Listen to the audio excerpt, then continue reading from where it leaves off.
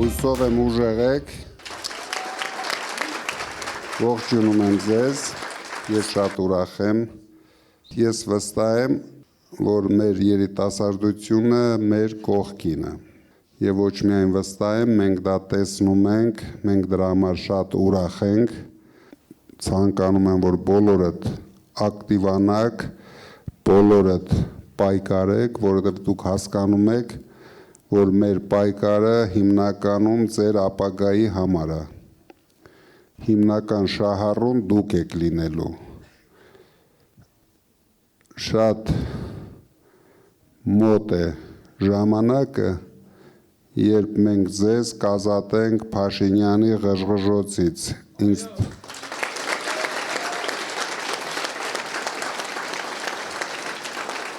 Ինձ թվում է ձեր ականջներն էլ արդեն հոգնել են դրա անիմաստ ղժղժոցներից ու դուք ավելի հոգնած պետք է լինեք այն չարիքից, որ այս մարդը բերեց մեր երկրի գլխին։ Ես ձեզ չեմ ուզում բացատրեմ, վստահ եմ դուք բոլորդ նույնիսկ ինձանից շատ եք կարդում, շատ եք համոզվում, որ 8 տարվա մեջ այս մարդը մեզ ավելի շատ վնաս տվեց, քան միգուցե 100 տարվա մեջ մնացած բոլոր ղեկավարները։ Ինքը ամեն օր մեր երկիրը տանում է դեպի անդունդ։ Դա քաղաքական քարոզություն չեմ անում, դա իրոք այսօրվա իրականությունն է, դուք տեսնում եք, եթե մարդը կարողացավ իրեն թույլ տա հարձակվի մեր եկեղեցու վրա, մեր ինքնության վրա, ձեզ ասում է չնայեք հանկարծ Արարատ լեռանը, ես վստահ եմ, որ դա ոչ մի երիտասարդի չի տալիս ցանկություն հետևեն իրեն, բայց միայն լռելով, միայն վախենալով այս հարցը մենք չենք լուծելու։ Դուք տեսնում եք, մենք չենք վախենում։ Գոհարը չվախեցավ, Նարեկը չի վախենում, Մելոյան Գոհարը ավելի ագրեսիվ է դառել։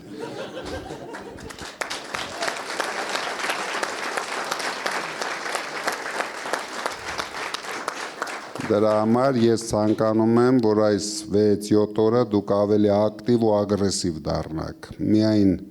ագրեսիվությամբ մենք կարող ենք հաղթել, նույնիսկ հայ մարդուն չեմ ուզում կոչել թշնամի, բայց իր արարքներով մեր երկրի հանդեպ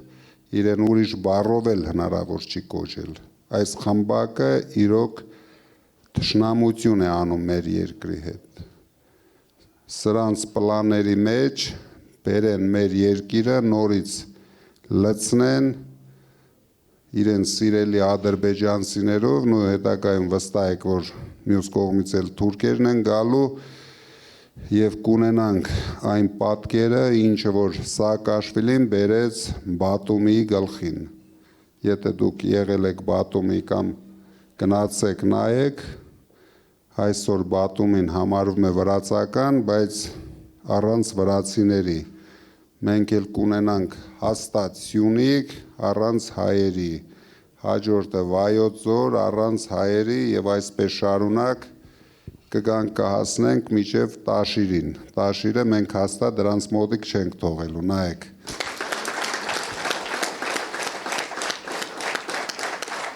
Եթե միասին ենք, ուրեմն սկսում ենք պայքարել առաջինը Սյունիքի համար, բոլորս միասին։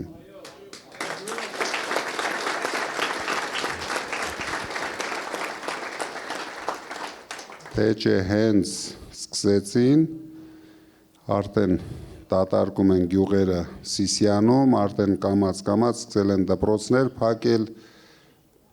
դա միայն արվում է, որ դուք իմանաք ադրբեջանցիների համար։ Դրա համար դուք պետք եք նույնիսկ պարտավոր եք պայքարեք այսօր, վաղը ուշ է լինելու, պետք է մեր երիտասարդությունը միանա, միասին պայքարենք, որտեղ առանց երիտասարդության մենք այս պայքարում հաղթանակ չենք տանելու, քանի որ մեզ համակրողները հիմնականում երիտասարդներն են։ Դուք վստահ եք մեզ, մի կասկածեք մեր հաղթանակի մեջ, մեր հաղթանակը, բայց իմացեք, կախված է երիտասարդությունից։ Եթե երիտասարդությունը մասնակցում է ընտրություններին, մենք Փաշինյանին ճանապարհում ենք։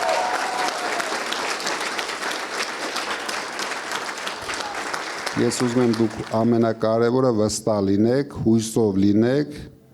մենք շատ մոտ ենք հաղթանակի, շատ մոտ ենք ազատագրելու մեր երկիր այս չարիքից, նորից եմ ասում, շատ կարևոր է ձեր ակտիվությունը։ Մենք ցանկություն ունենք հաղթենք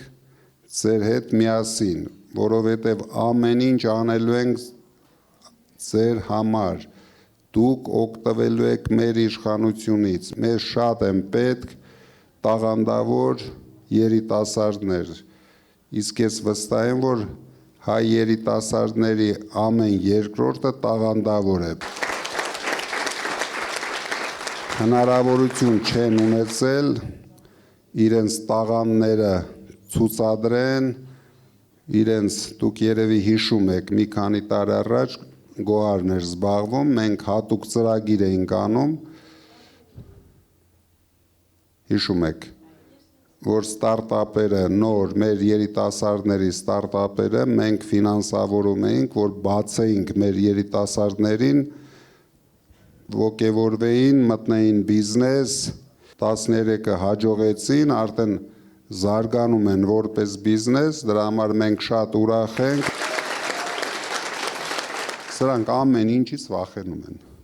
Ալիևից վախենում են, Էրդոգանից վախենում են, Ֆիդանից վախենում են, ինձնից վախենում են, բոլորից վախենում են։ Դուք տեսնում եք, մարդիկ էլ չեն վախենում, գան մեր հանրահավաքներին, մարդիկ էմոցիա են ցույց տալիս հանրահավաքներին, մարդիկ պատրաստ են աշխարհ շուռ տալ հանրահավաքներին, դրա համար մենք պետք է ձեզ հետ միասին առաջնորդենք այս պայքարը, մեր երիտասարդությունը պետք է իրոք դուրս գա պայքարի, իրենց դեմքով, սա է, միակ ձևը սա է, չկա ուրիշ տարբերակ, այս մարդիկ լավ նստել են այս աթոռին, ավելի ճիշտ իրենց նստեցրել են այդ աթոռին, տարիներ շարունակ շատ օգտվեցին, հիմա էլ համանգելաբերանները չեն ուզում գնան, այսինքն չեն ուզում կտրվեն ոչ աթոռից, ոչ իրենց այս հնարավորություններից, բայց մենք կտրելու ենք ամեն ինչից, իրենք էլի հնարավորություն չեն ունենալու օգտվեն մեր երկրից։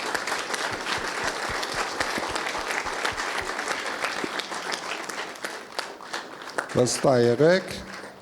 մենք շատ ակտիվ կյանք ենք ստեղծելու մեր երիտասարդների համար, բոլոր բնակավարներում, դուք նույնիսկ չեք ճանաչելու մեր երկիրը, ամեն ինչ անելու ենք երիտասարդների համար, որովհետև դուք եք մեր ապագան, որ նորից չծնվի հաջորդ Փաշինյանը, մենք հետ ենք բերելու մեր պատմական հերոսներին, մեր նոր ժամանակների հերոսներին, մենք ամեն ինչ կանենք, որ մեր երիտասարդները նվիրվեն մեր իսկական հերոսներին, իրոք, էլ չպետք է ունենանք նոր փորձություններ, նոր փորձեր,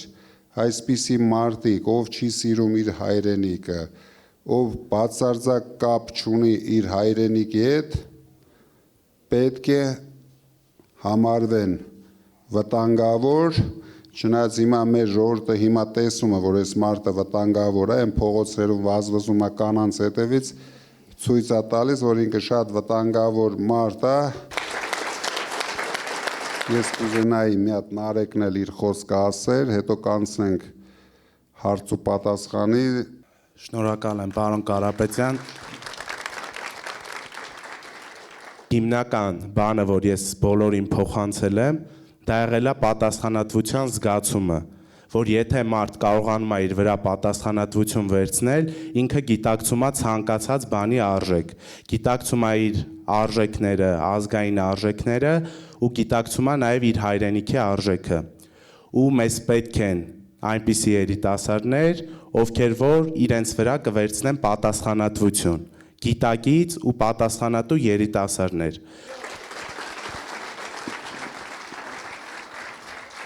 Ես կարծում եմ դուք այստեղ եք, որովհետև գիտակից եք այնքան, որ հասկանում եք, որ պետք է պահանջատեր լինեք, իրավատեր լինեք ու դուք եք որոշում կայացնողը, թե ովքեր են ձեր կյանքը կառավարելու։ Մեր սահմանադրությունը մի ճշմարտություն ունի, ասում է, որ ժողովուրդն է իշխանության աղբյուրը։ Արդեն 8 տարի է այդ ժողովրդի կամքը շահարկելով, անդադ ժողովրդին հղում կատարելով, կամած այդ իշխանությունը հեռացրին ժողովրդից։ Այստեղ ներկա է մի տղա, ով որ երբ որ մենք նոր էինք մեկնարկել մեր ձևով շարժումը եւ հայտարարել էինք այն մասին, որ մենք տաղանդավոր երիտասարդներին ենք աջակցելու, իր հայրիկը Գևորգը մեզ դիմեց եւ պատմեց, որ իր տղան Մանվել Առաքելյան պետք է մասնակցի շախմատի Եվրոպայի չեմպիոնատին եւ մեր աջակցության կարիքը ունի։ Մանվելը հիմա այստեղ է, եթե ինձ լսում է, խնդրում եմ թող առաջ գա։ Այն ժամանակ մենք չունեինք սահմանափակումներ, դեռ շարժում էինք եւ չկար նախագահի հրամանագիրը, որով բարեգործությունը համարվում էր ընտրակաշակ եւ մեր ձեռքերը կապված չէին։ Մանվելը այստեղ է, որպեսզի ձեր ձեռքը սեղմի եւ իր շնորհակալությունը հայտնի, որ ժամանակին մենք կանգնեցինք իր կողքին եւ ինքը իր տարիքայինի չեմպիոնն է հիմա շախմատի։ Հիմա կուզենայի, որպեսզի հետաքրքիր լիներ, պատասխանեի ձեր հարցերին։ Նախ այն հարցը, որ ինչ անել, որպեսզի երիտասարդները բարձրագույն կրթություն եւ բավարար կրթություն ստանան Հայաստանում, եւ երկրորդը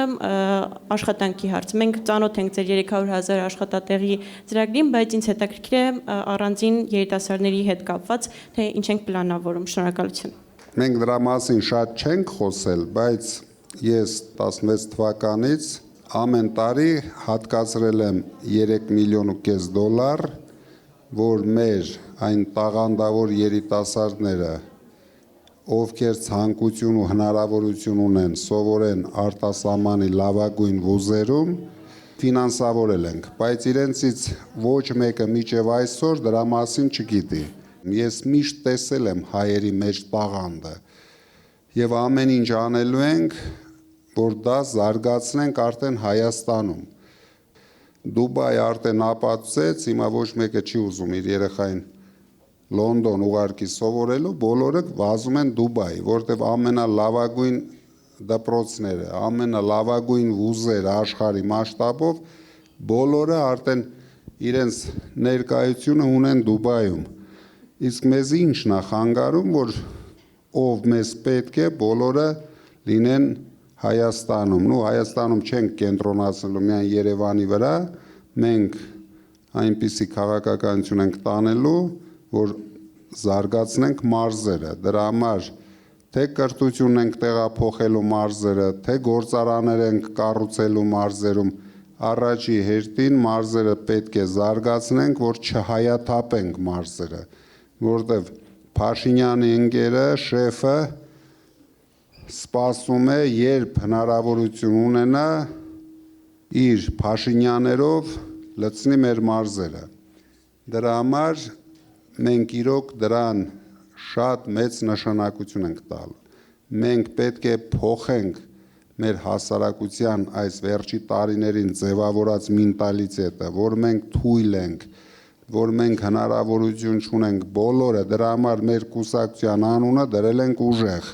որ միանգամից մարդկանց ներշնչենք, որ ուժ է պետք, ուժեղներն են պետք հիմա, մեզ պետք չեն վախկոտները, մեզ պետք չեն թույլերը, մեզ միայն ուժեղներն են պետք։ Ես կուզենամ, որ դուք մեզ ասեք, որն է ձեր բիզնես հաջողության գաղտնիքը։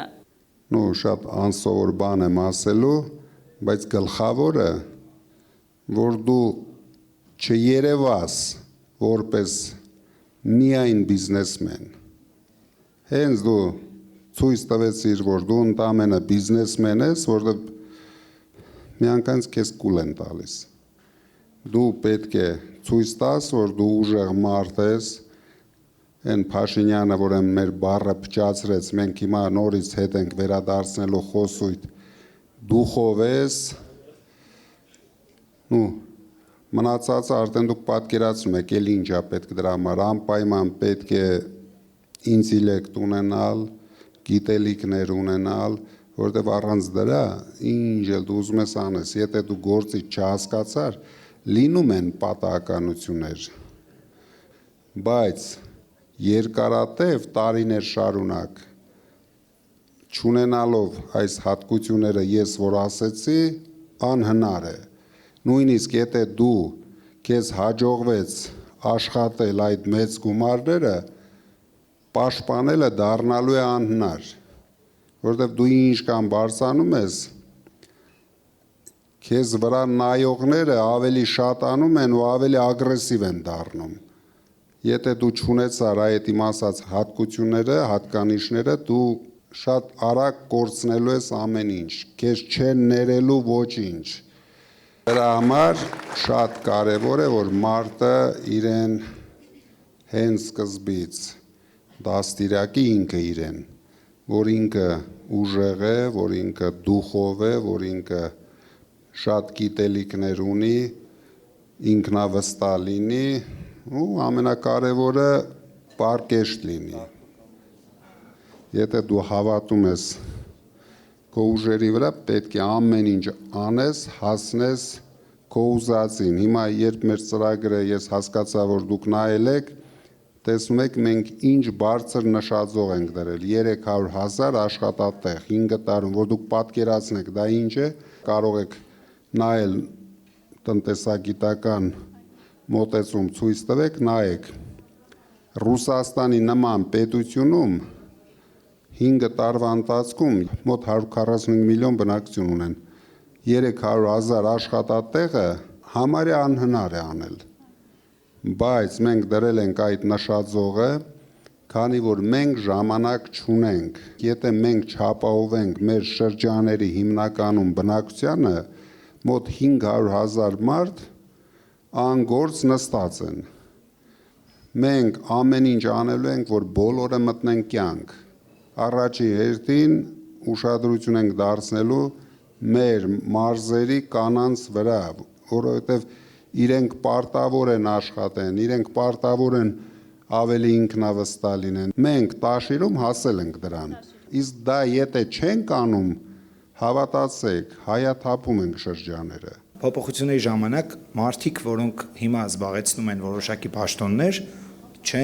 ոչ միայն չեն կրել պատասխանատվություն իրենց որոշակի ժամանակահատված պաշտոն զբաղեցնելու ընթացքում մեկ լումա օգուտ չտալու, այլև հակառակ վնաս տալու համար, այլև շարունակում են պաշտոնավարել։ Եվ ես որպես երիտասարդ եւ ունեմ մտավախություն եւ կցանկանայի, որ այդ մտավախությունը փարատվեր փոփոխությունից հետո այդ մարդիկ հեռանալու են, թե հնարավոր է թիմային փոփոխություն լինի հանուն նրա, որ իրենք տարիներ շարունակ փորձ ունեն։ Մեր գլխավոր նշանաբանը համախմբելն է մեր ժողովրդին։ Այս բևեռացումը, որ ունենք մեր հասարակության մեջ, եթե մենք դա շատ արագ չենք լուծում այդ հարցը, եւ ես վստահ եմ, որ մեզանից բացի ոչ ոք չի կարող լուծել այս հարցը, դրա համար նշանակություն չի ունենալու, որ կուսակցությունից են եղել, ինչ են աշխատել, մարդիկ, որ չեն աշխատում, երկու տարբերակ կա, կամ իրենք աշխատող չեն, կամ իրենք ղեկավար չունեն։ Մեզ համար շատ կարևոր է լինելու մաքուր ձեռքերը եւ պրոֆեսիոնալիզմը։ Միգուցե շատ պրոֆեսիոնալներ սրանց թիմում էլ կան, ովքեր այս վախի մթնոլորտի տակ բացարձակ ցանկություն էլ չունեն աշխատեն։ Այդ մթնոլորտը, որ ձևավորել են մարդկանց մոտ, իրենք ինչ արեցին ամենավտանգավորը, որ կտրեցին հայ մարդու հույսը, հայ երիտասարդի հույսը, ձգտումը, ոչ ոք չի ձգտում ինչ որ քայլ անել, որտեղ համարում է դա վտանգավոր։ Եթե դու ուղիղ այդ խմբակի անդամ չես, բոլոր մնացածի համար հիմա վտանգավոր է Հայաստանում ապրել։ Դրա համար մենք այդ հարցը լուրջ ուսումնասիրելու ենք, չենք սկսելու տապորով ջարդել այդ ամեն ինչ կա, ուսումնասիրելու ենք, թե մարդկանց միգուցե այնպիսի տաղանդավոր մարդիկ կան, որ ավելի բարձր պաշտոններ կստանան։ Մարդուն աշխատացնող է պետք, առաջին հերթին, պետք է ունենա նորմալ ղեկավար, որ կարողանա աշխատացնի։ Մենք նայելու ենք մարդկանց, մարդու կերպարին։ Հարցս հետևյալն է, ես վստահ եմ, որ դուք եք Հայաստանի հաջորդ վարչապետը, արդեն որպես պարոն վարչապետ։ Մենք ինչպիսի քայլերի հաջորդականությամբ ենք, տնտեսական հաջորդականությամբ ենք պատրաստվում մարել մեր պարտքը եւ երկրորդ մասով ինչպես եք դուք գնահատում Հայաստանի տնտեսությունը կարող է վերածվել միայն ներմուծող տնտեսական մոդելով երկրից դառնալով վերջնական արտադրանք արտադրող եւ արտահանող երկրի։ Շնորհակալ եմ։ Նայեք, առաջին հերթին իրենք չեն կրկնապատկել, ավելի շատ են վերցրել 6 միլիարդից հասցրել են 15 միլիարդի, այսինքն 2.5 անգամ են ավելացրել, բայց ես պարզ եմ ասում, որպես ոչ միայն տնտեսագետ, որպես բիզնեսմեն նույնպես։ Պարտքը վտանգավոր բան չի։ Եթե դու կարողանում ես ճիշտ կառավարել ռիսկերը, դա նույնիսկ, սենց ասեմ, եթե տալիս են, հանգիստ պետք է վերցնել, բայց պետք է ճիշտ կառավարել, ոչ թե պետք է պարտք վերցնել ասֆալտ փռել, այսինքն ջնջել այդ գումարը, այ եթե իրանք այդքան պարտք վերցնելով, այդ գումարը հաստատ կհերիկեր մի քանի անգամ, երևի կեսն էլ կհերիկեր, որպեսզի 300,000 աշխատատեղ ստեղծեին, բայց մի ցենտ չեն ծախսել դրա վրա։ Ոչ մի գումար չեն ծախսել հավելյալ արժեք ստեղծելու համար։ Դրանով իրեն կյանքում ոչ թե չեն փակի պարտքը, այլ չեն էլ կարող մի ռուբլի նվազեցնել այդ պարտքից։ Իսկ ինչպես կարելի է նվազեցնել 300,000 աշխատատեղով։ Եթե սա մենք չենք անում, Ժորժ ջան, արդեն մեր տնտեսությունը բյուջեն ձևավորված է շատ սխալ։ Միայն պետք է պարտք վերցնես, ապրես, ուրիշ տարբերակ չկա։ Այսինքն ընտրության առաջ են կանգնելու։ Մանկավարժը, աշխատավարձ պետք է ստանա, թե պարտք վերցնենք։ Բժիշկը պետք է աշխատավարձ ստանա, թե պարտք վերցնենք։ Թոշակ պետք է ստանան ժողովուրդը, թե պարտք վերցնենք։ Այ մենք շուտով գալու ենք սրան, որովհետև իրենք ինչով են աճեցրել հնան, միայն պարտքով։ Այսինքն դու պարտքը վերցնում ես, ծախսում ես, հնան ավտոմատ այդ չափով աճում է։ Ուրիշ ոչ մի բան չեն արել հնա աճեցնելու համար։ Երկրորդը այդ պատերազմի արդյունքն է, որ կոչվում է ռեէքսպորտի հաշվին, այսինքն գումար է ֆռացել, Հայաստանի բյուջեն դրանից մի ցենտ օգուտ չի ունեցել, բայց թվերը նայում ես, եկել, գնացել է, ինքը հնայի մեջ դեր է ունեցել, չկա ոչ մի հավելյալ արժեք, իրենք ոչ թե չեն ստեղծել, փակել են ձեռնարկությունները, ու փակելով գնում են, ոչ մի բան չեն կարող, Նարեկը Հրազդանում, եթե նայել եք մեր հանրահավաքը, հայտարարեց, որ 3 ընդամենը Հրազդանում կա 3 խոշոր ձեռնարկություն, 3-ն էլ փակել են։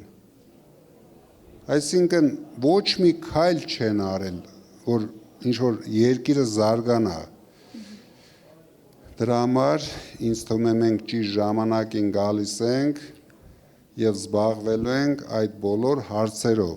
300,000 աշխատատեղ, հենց մենք այս հարցը լուծում ենք, մենք միանգամից լուծում ենք պարտքերի նվազման հարցը, թոշակների բարձրացման հարցը, մանկավարժների, բոլոր աշխատավարձների հարցը ու կունենանք լրիվ ուրիշ երկիր։ Ու ամենակարևորը զերո աղքատությամբ։ Շնորհակալություն։ Պարոն Կարապետյան, որպես ուժեղ Հայաստանի առաջնորդ, ինչպիսի հստակ քայլերով եք սկսելու երկրի արժանապատվության վերականգնումը եւ երիտասարդների շրջանում կոտրել այս հուսահատությունը։ Շնորհակալություն։ Դա ամենահեշտ հարցն է, Սոֆի։ Հենց մենք ձևավորում ենք կառավարություն, դուք տեսնեք նույն օրը համ այդ հույսն է գալու, համ մեր նվաստացումներն են վերանալու, համ Ադրբեջանի նախագահն է խելոք տեղ ընկնելու։ Եթե ստիպված լինեիք ունենալու մեկ հնարավորություն ընտրելու մեկ ոլորտ, որում Հայաստանը պետք է կենտրոնանա մի քանի տասնամյակներ ընթացքում, որը կլիներ այդ ոլորտը եւ ինչու։ Առաջնահերթ լինելու են բոլոր ոլորտները զուգահեռ, քանի որ մենք պետք է զուգահեռ ստեղծենք արդյունաբերություն, զուգահեռ պետք է զարգացնենք туриզմը, ամեն ինչը զուգահեռ ենք անելու։ Եթե մենք որոշեցինք, որ այս ոլորտն է կարևոր Հայաստանի համար, մենք էլի հետ ենք ընկնելու։ Ես պատկերացնում եմ, ինչ պետք է անենք եւ զուգահեռ ամեն ինչ անելու ենք։ Ինձ համար ամենահաճելին լինելու է туриզմի ոլորտը զարգացնելը։ Ինձ թվում է դա ոչ միայն ինձ համար, ամբողջ Հայաստանի բնակչության համար դա հաճելի է լինելու։ Բայց մենք չենք կարող առանձնացնենք ոլորտներ, որովհետև այնքան բարձի տողի վիճակում այսօր մեր տնտեսությունը, մենք իրավունք չունենք գնանք մեկ ոլորտ զարգացնենք։ Ինձ հորապես անհանգստացնում է համատարած համակարգային ճգնաժամը, որը տանում է մեր երկրի վերջնական կործանմանը իր աղետալի հետևանքներով։ Խնդրում եմ նշել այն ուղիները, որի շնորհիվ կարող ենք ստեղծել նոր համակարգ եւ ինչպիսի մասնակցություն կարող է ունենալ այդ գործում երիտասարդությունը։ Շնորհակալություն։ Ինչպես ստեղծել, շատ հեշտ։ Հունիսի 7-ին գնալ անել ճիշտ ընտրություն։ Դրանից հետո ամեն ինչը շատ արագ, շատ միանգամից պետք է շատ մեծ փոփոխություններ անել։ Այս լճացումը, որ սրանք բերել են մեր երկրին, միանգամից պետք է նոր լուծումներ տալ։ Չի կարող ձեր ասած համակարգային լուծում ենք տալու, չենք կարող ասել այս բնակավարը կաճեցնենք, դրանից հետո անցնելու ենք այս սրան, ամբողջությամբ, ամբողջ համակարգը, շատ արագ, շատ մեծ արագությամբ, ժամանակ չունենք, մենք ասել ենք 5 տարում պետք է չունենանք աղքատություն Հայաստան, բայց մենք դնելու ենք այդ նշաձողը ու հասնելու ենք դրան, մենք իրավունք չունենք ուրիշ ձևով շարժվենք։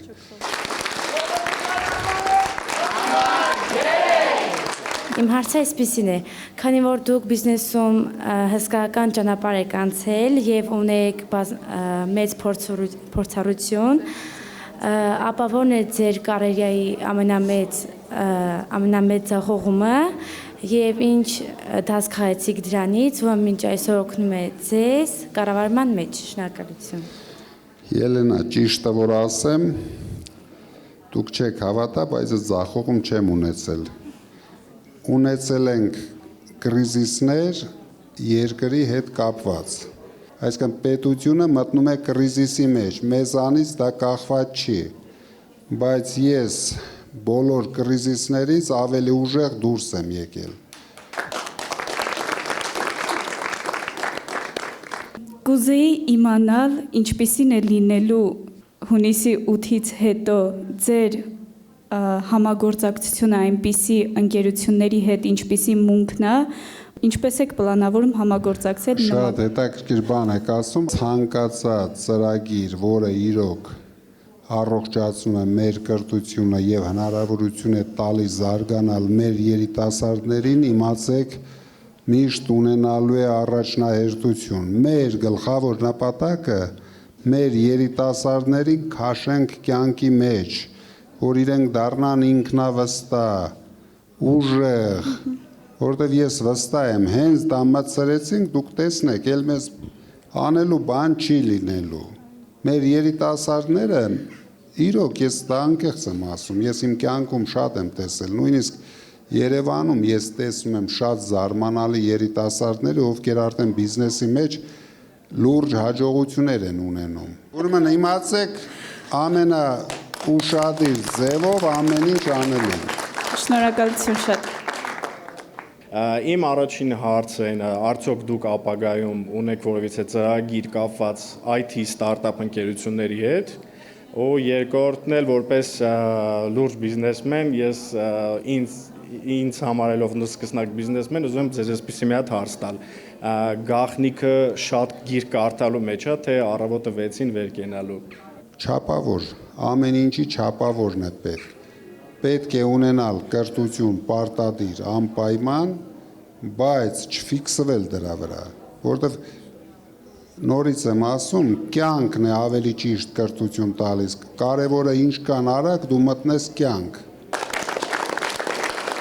Իսկ ինչ վերաբերում է ստարտափերին,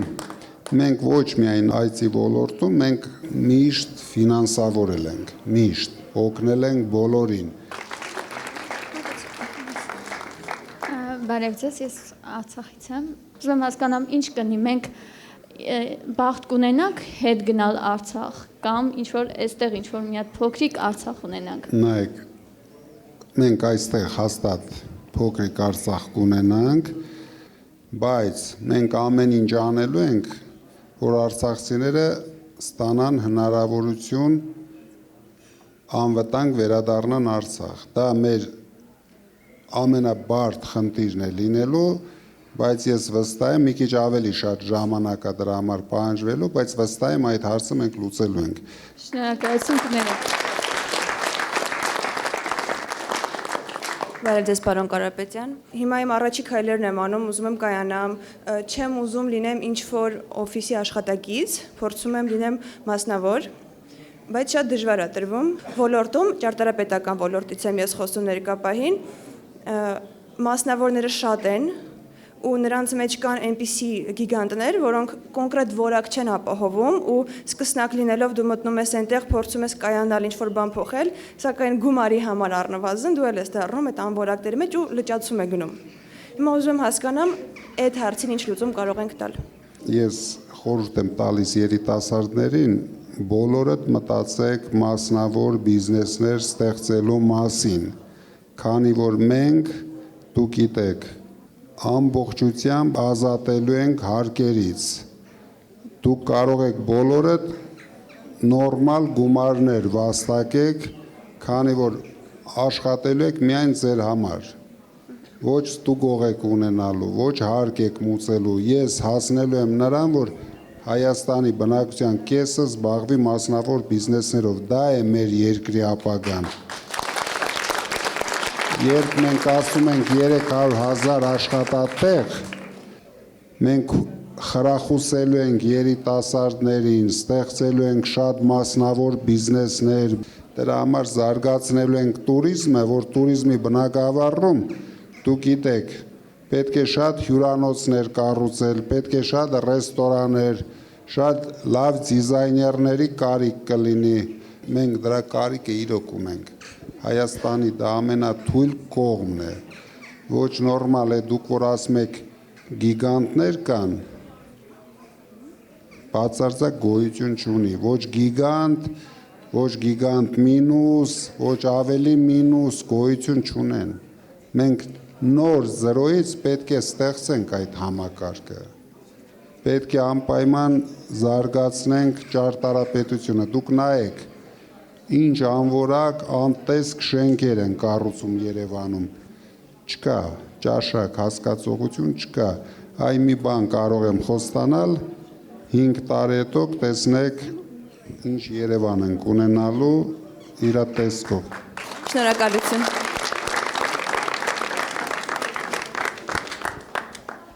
Բարև ձեզ, ես Գաբրիելա Հարությունյանն եմ, Հայաստանի շախմատի եռակի չեմպիոն, Եվրոպայի մեդալակիր։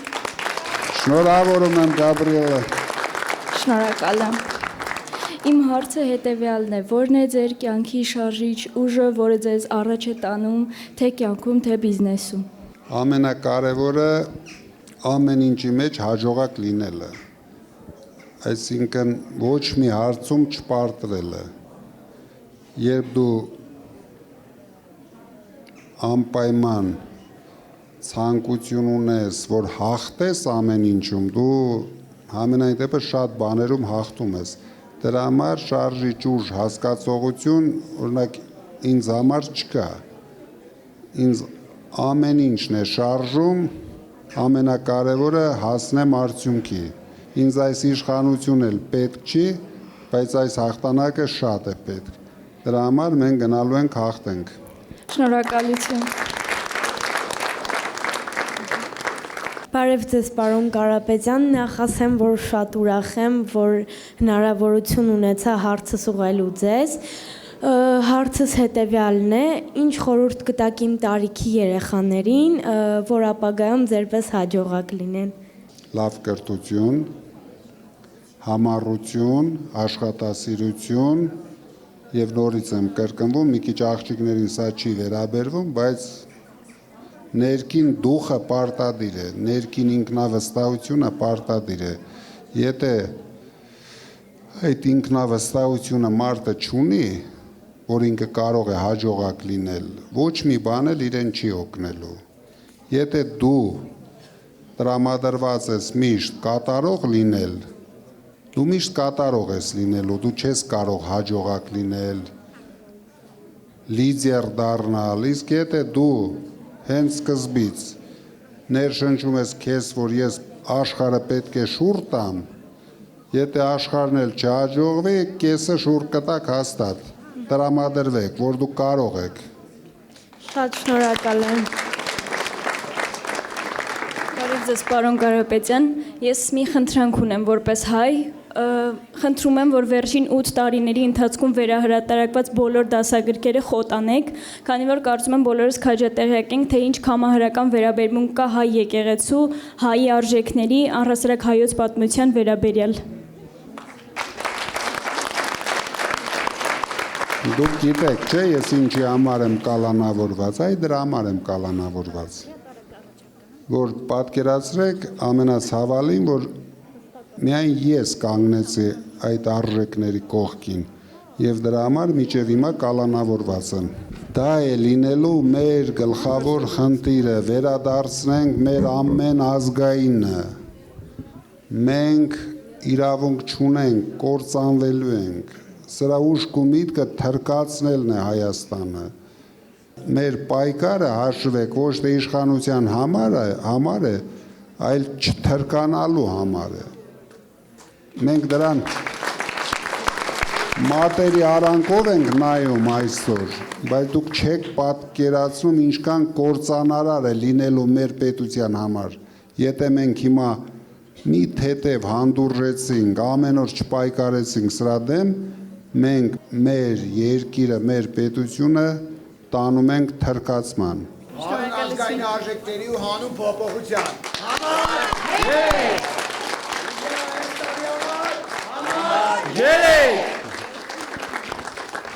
Օրինակ ո՞նց եք մտածում,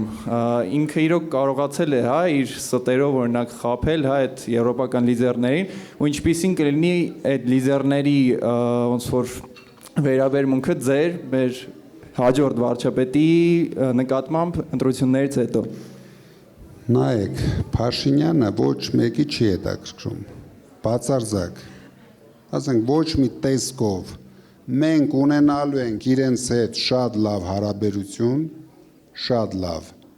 բայց մեր շահերին համապատասխանող, ոչ մի լուսանկար մեզ հետաքրքիր չի, եթե մեր երկիրը օգուտ չունի, ոչ մի երկել պարել մեզ հետաքրքիր չի, եթե մեր երկիրը, մեր ժողովուրդը դրանից օգուտ չունի։ դուք ծրագիր ունեք հաշմանդամության խնդիր ունեցող անձանց համար, որ վերացնենք գոնե այս խնդիրը։ Դրա համար ծրագիր պետք չի, դրա համար հոգատարություն է պետք։ Մենք դա կազմակերպենք եւ բոլորը իրենց համար կունենան ամենամեծ հոգատարությունը։ Պարտադիր մենք պետք է մտածենք մեր ժողովրդի բոլոր խավերի մասին։ Մենք ամեն ինչ անելու ենք դրա համար, մի կասկածեք։